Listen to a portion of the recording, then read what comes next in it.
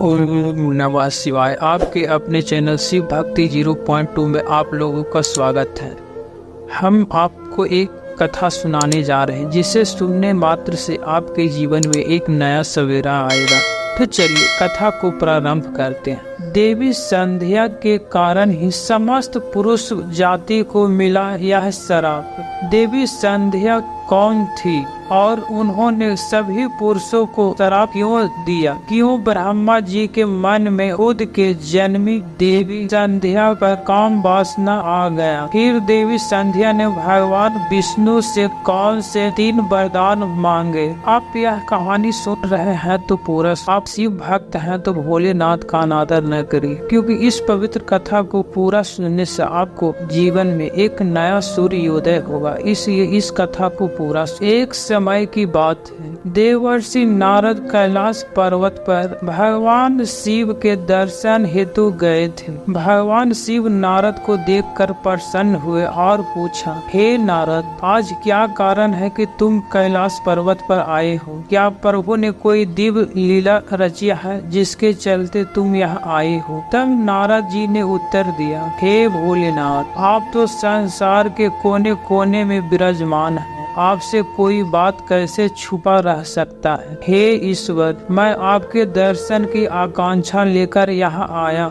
मेरे मन में आज एक संदेह उत्पन्न हो गया है और मैं इसके निवारण हेतु आपकी शरण में आया। कृपया करके मेरे इस संदेह को दूर करें। शिव जी कहते हैं, हे नारद, जो भी संदेह तुम्हारे मन में है बेझिझक पूछो, तुम्हारे हर संदेह का उत्तर दिया जाएगा। देवर्षि कहते हैं, हे दीन बंधु, आप अत्यंत कृपाशील और परम दयालु हैं। अपने प्रत्येक भक्त पर समान रूप से कृपा दृष्टि रखते हैं। भक्त के हृदय में क्या भाव है यह आप स्वतः ही जान लेते हैं और उनकी कामना को सिद्ध करते हैं। मेरे मन में जो संदेह है उसे भी आप अच्छी तरह से जानते हैं। फिर भगवान शिव कहते हैं, हे नारद, तुम्हारे मन में जो सवाल है मैं उसे निश्चित रूप से जानता हूँ, इसीलिए आप पूछने में हिचकिचाहट न करो। देवर्षि कहते हैं, हे प्रभु, आज मैं यह जानने के लिए आपके पास आया हूँ कि देवी संध्या कौन थी और उन्होंने मानव जाति को क्या श्राप दिया था।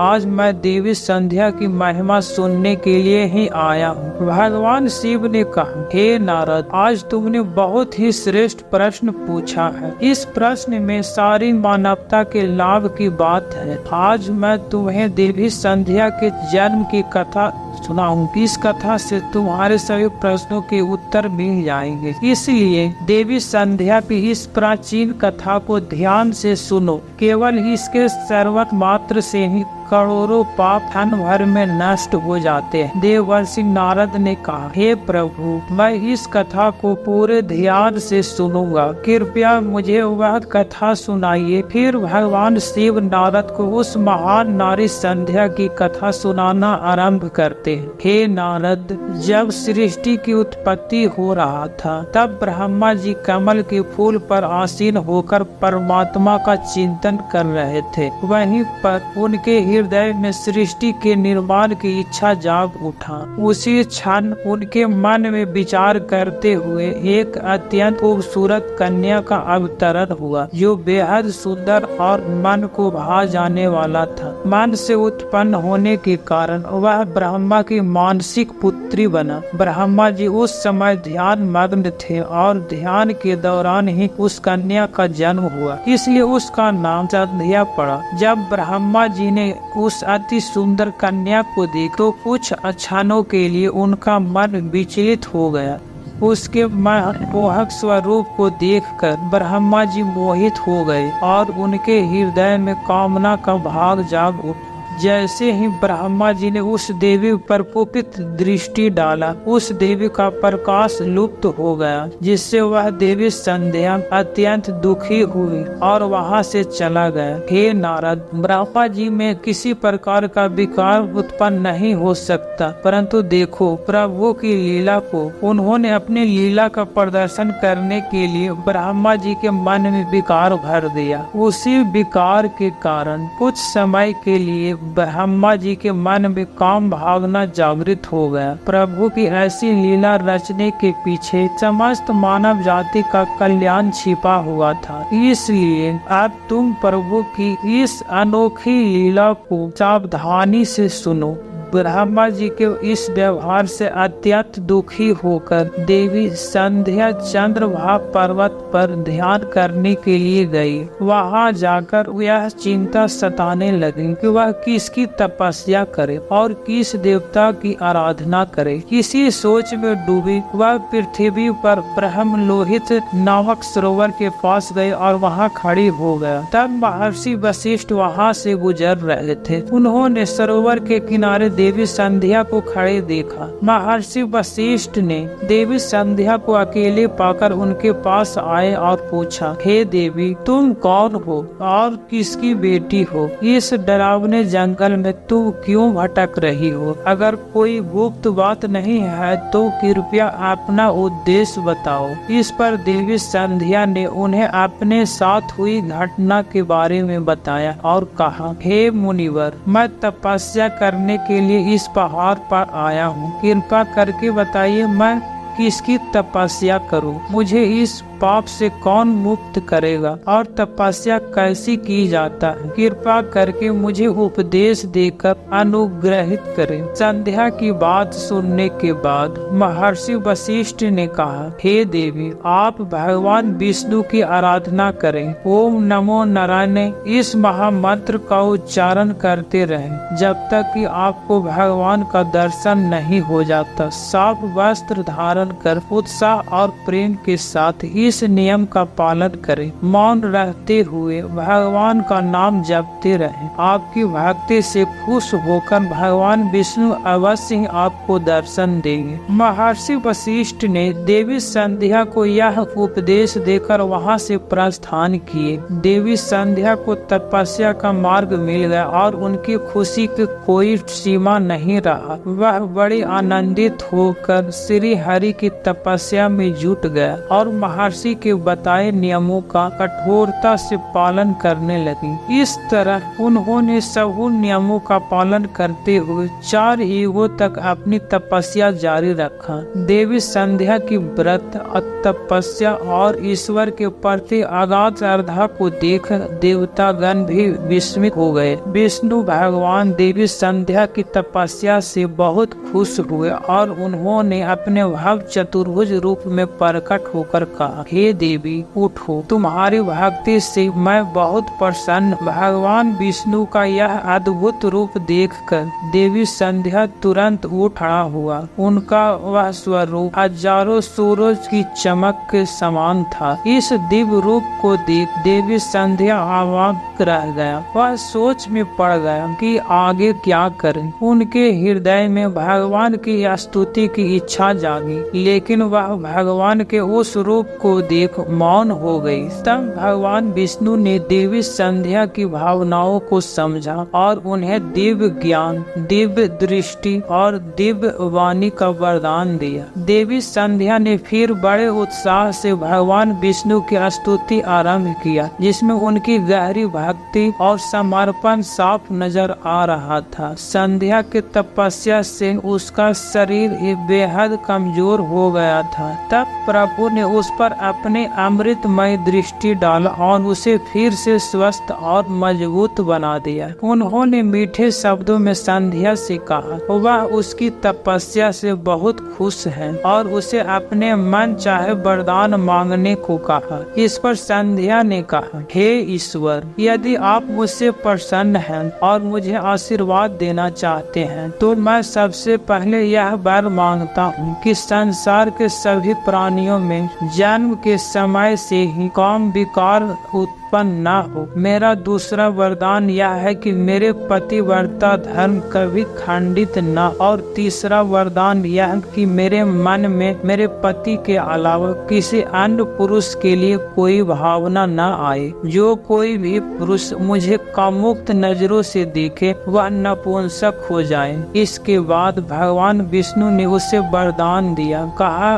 कि आज उसने संसार के कल्याण के लिए उत्तम वर मांगा है। इसीलिए आज से ही पैदा होने के बाद किसी भी प्राणी में काम वासना का भाव नहीं होगा। मनुष्य की शरीर की 4 अवस्था होगा, बाल्य, कौमार्य, यौवन और जरा। मनुष्य को कुमार अवस्था के अंत में ही काम भावना का उदय होगा। तुम्हारी इस तपस्या से आज मैंने यह मर्यादा स्थित कर दिया है। संसार में कोई भी प्राणी पैदा होते ही काम भावना से युक्त नहीं होगा। तुम्हारे सतीत्व की प्रशंसा तीनों लोकों में होगा और तुम्हारे पति के अलावा जो भी पुरुष तुम्हें काम की दृष्टि से देखेगा वह तुरंत ही नपुंसक हो जाएगा। तुम्हारे पति बड़े भाग्यवान, तपस्वी, सुंदर तथा तुम्हारे साथ साथ कल्पों तक जीवित रहने वाले हों।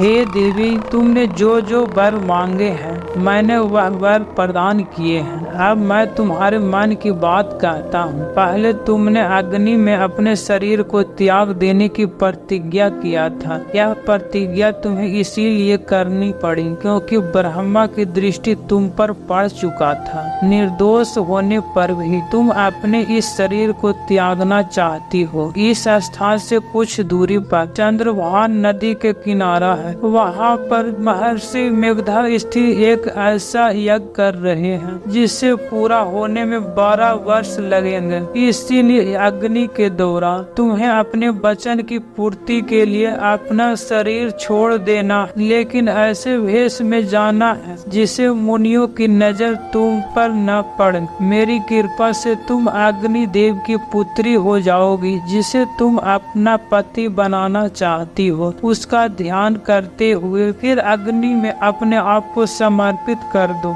इतना कहकर भगवान विष्णु ने अपने हाथ से देवी संध्या के मस्तक को स्पर्श किया। भगवान का स्पर्श होते ही देवी संध्या का शरीर आटे का बन गया। भगवान ने ऐसा इसीलिए किया क्योंकि मुनियों का वह यज्ञ संसार के कल्याण के लिए हो रहा था और उस अग्नि में मांस न गिरे और अग्नि देव मांस भोजी न बन जाए। तब नंतर देवी संध्या अदृश्य होकर उस यज्ञ के स्थान पर गई। उस समय उसके मन में एक ही भावना था। उसने पृथ्वी पर आते ही सबसे पहले महर्षि वशिष्ठ जी के दर्शन किए थे। इसीलिए उसने अपने मन में महर्षि वशिष्ठ जी को अपना पति मान लिया और उन्हीं का चिंतन करते हुए उन्होंने यज्ञ की अग्नि में अपने शरीर को त्याग दिया। फिर भगवान की आज्ञा से अग्नि देव संध्या के शरीर को सूर्य मंडल पर ले गए। फिर सूर्य देव ने संध्या के शरीर के 2 भाग करके देवताओं और पितरों को प्रसन्न करने के लिए अपने रथ पर स्थापित कर दिया। उसके शरीर का ऊपरी भाग प्रातः काल हुआ और शेष भाग संध्या काल हुआ। देवी संध्या के कारण ही सुबह सूर्योदय के समय प्रातः संध्या कहा जाता है और सूर्यास्त के समय संध्या काल कहा जाता है। इस प्रकार से देवी संध्या जो त्याग की मूर्ति थी उन्होंने अग्नि में प्रवेश करके अपने जीवन को समाप्त कर दिया। भगवान विष्णु की कृपा से देवी संध्या का दूसरा जन्म अरुंधति के रूप में हुआ और वह ब्रह्मा वशिष्ठ जी की धर्म पत्नी बना। भगवान शिव नारद से कहते हैं कि देवी संध्या के कारण ही संसार में आने वाला हर प्राणी काम भाव से मुक्त होता है। उसमें किसी भी तरह का काम इच्छा नहीं होता है। जब तक वह कौमार अवस्था को प्राप्त नहीं कर लेता तब तक उसमें काम वासना का उदय नहीं होता। इस प्रकार समय देवी संध्या के जीवन का चरित्र सुना दिया है। देवर्षि कहने लगे, हे प्रभु, आपने देवी संध्या के चरित्र को सुनाकर मुझ पर बड़ा उपकार किया है। देवी संध्या की कथा सुनकर मैं धन्य हुआ। आपका कोटि कोटि धन्यवाद। हे प्रभु, अब मैं इस कथा का तीनों लोगों को प्रचार करूंगा। उम्मीद है आप सभी को यह वीडियो अच्छा लगा होगा। अगर शिव के सच्चे भक्त हैं तो चैनल को सब्सक्राइब और वीडियो को लाइक करके कमेंट में हर हर महादेव लिख दीजिए।